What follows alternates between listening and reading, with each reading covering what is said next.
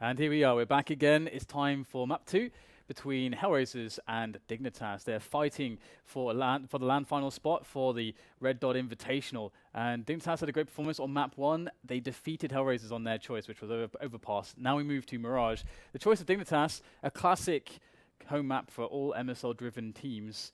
How do you expect this to go? I don't have any expectations from Dignitas, generally speaking, because, again, for me, it's all about their roster changes. This is like a learning process for a new team to see where they are. So I'm just watching and looking at what to expect from them. But also, it's a very weird match for me in overall because yes, Schneider's been playing on Hellraisers for a while, but he's playing with them. He's not playing for them, if you know what I mean. You know, he's not a permanent member of the team. So it's two teams who have had historically turbulent rosters. So for me, I expect nothing. I'm just going to bear witness that. Yeah, I mean, one interesting thing is seeing tenzki put into this role on the T side as a lurker player.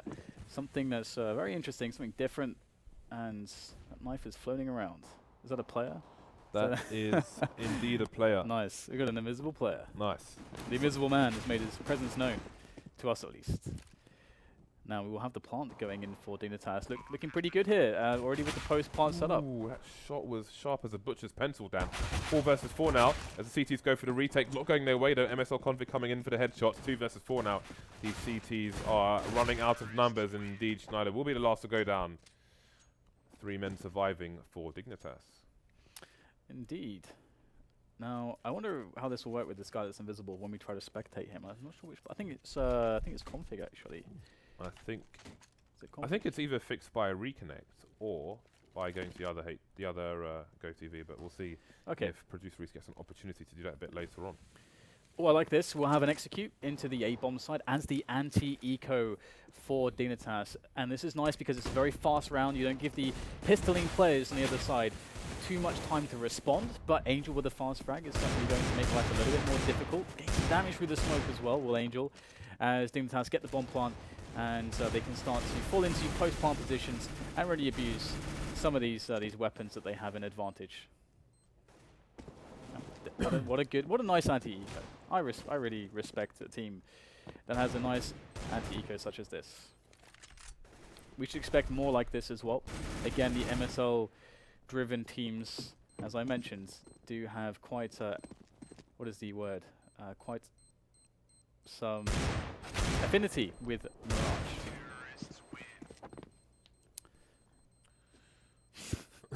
Yeah, I guess it's config indeed. Okay, so 2-0 and the full eco will come in from Hellraisers.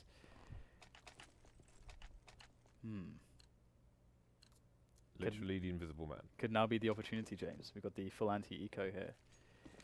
Oh, for a quick reconnect. Yeah, I mean, they're going to go for a fast execute into B, and also this does just say to me, okay, this team understands how to play this map and this game. Fast rounds as the anti-eco executes. What can you do against this with the pistol? It's very hard indeed. Fast bomb plant, good trades, and the round is basically over already.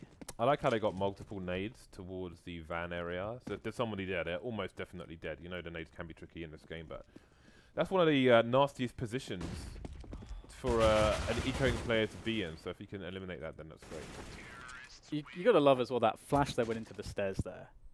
That's just fantastic, because tenzki was already watching for that, and that tells you that they have so much experience running those kinds of setups. They know that it's so likely that someone's going to be there. Of course, they misinterpreted it slightly, but at the same time, I just love the forethoughts into those rounds. Now it's the buys, and this is where things will get very interesting, because the AWP is on Oskar, and he's going middle, and Dignitas should be a team that should be able to shut him down with strategy. Well, they being the T side, will only have MSL in the mid area, and he's going to play lurker. Wow, the P90 coming in there, but the frag's going away to CT for now. Down to a 3 versus 1 now, and this time it's going to be config to try and clutch for his team, the invisible man. So it's going to be hard for us to spectate this one. He does have the bomb, and I don't know where it is that. Oh, there we go. Looks like the POV is actually somewhat fixed now that he's the only man alive. And he'll get the first frag. And he's got a minute to play with, so time is on his side, and he'll find a quick snap onto Angel. Now it is just one player left in kUcheR. as kUcheR will sprint towards the middle area to try to better discover which way Conflict's intending to go, and he's going to get caught out there. So kUcheR with a nice little save at the end, but Dignitas at least got a lot of damage in there, leaving only one left alive. Conflict perhaps making it a bit too complicated there. Unbeknownst to him, obviously he had no idea where kUcheR was going to be, so was unlucky in that regard. So let's see if Dignitas can break Hellraisers, or if Hellraisers can get some momentum going their way now that they've got a score onto the board. Oskar is going to be AWPing mid once again. That flashback might cause problems. There is a smoke on short as well. So we'll see what he can do. He's going to get naded, in fact, out of position, which is never good. So that's going to be a solid mid-hold for the time being for Dignitas. Yeah, and this is how they start their rounds. And it used to be that they would leave MSL in connector and build the round from there. But actually, they do have a different player. I think it's Config who's in the what could either be a lurker position or a position to base an attack off of. And with RUBINO here to harass from T-slope, this is potentially very dangerous because Hellraisers will lose Angel over by A, so they might suspect that it's an A play, but in fact, the bomb can very freely move towards the B bomb site if they choose to do so. Losing RUBINO now, but they will keep the assault going towards the A site as they find more players, and slowly but surely, Hellraisers are running out of numbers. 2 left for them. Yeah, the CTs did have STYKO in T spawn, but you can see that his team died while he was trying to get into position to go for a flank. The flank was far too late. Although he's still in position, he could get a 2-man spray down here potentially. Well, Kjaerby's in shadow now, so is he brave enough to look over there? He sees the legs, he gets the first frag. Can he follow up though? The def cam should be a problem for him as well. Kjaerby's going to come down, get shot in the head, and MSL will be the man to trade here. So that was an interesting situation actually. Yeah. What do you go for? Do you go for the feet or do you go for the bomb planter? Yeah, that's a hard choice, isn't it? He got very unlucky with the timing there. Would have been very interesting to see what would have happened had he got the fast frag there on the shadow guy. But STYKO somehow got an extra kill out of there. I didn't expect him to do that, but it'll be full eco time for Hellraisers now as they've lost that round after winning one, putting them in a precarious spot. Once again, Dignitas with a big start to their T side. In goes Kjærbye now. The anti-eco execute coming into play, and Kjærbye is going to take down Config. A little bit of team collection from Dignitas, but they all march forwards onto the bomb side regardless. We've got some dinks coming in actually. MSL and Kjærbye have both been dinked to various levels. However, numbers games firmly in their advantage, the T side. Oskar and kUcheR with the USPs remain, and Oskar goes down. So kUcheR taking down MSL. A bit of a long spray, but he'll get taken down himself eventually. And Dignitas gets back to winning ways, or they will continue in that way. And Hellraisers, their money is limited here as well, which means they're going to be lacking grenades here. They're going to be unable to smoke things off as they otherwise might have liked to. In fact, they'll only have, in fact, they'll get 3 smokes out. So. And one thing to note very quickly is that the previous round when they were playing their anti-eco execute, which we've seen before, they ran into the stack. And they still had a great round, even though it was quite close and a bit awkward, and there was a team kill and it was messy. Because they were executing there all together, it was glorious. MSL get tagged as well, down to 15 HP. That tight angle finally paying off. Didn't often see that happen, but can they hold on to the site here? Oskar needs another frag, missing the shot there. Doesn't see the player below him because he's scoped in. 3 versus 3 now with the T's in control of the site, stopping the flank from coming in. Down to 2 versus 2 now. Bomb still on the floor.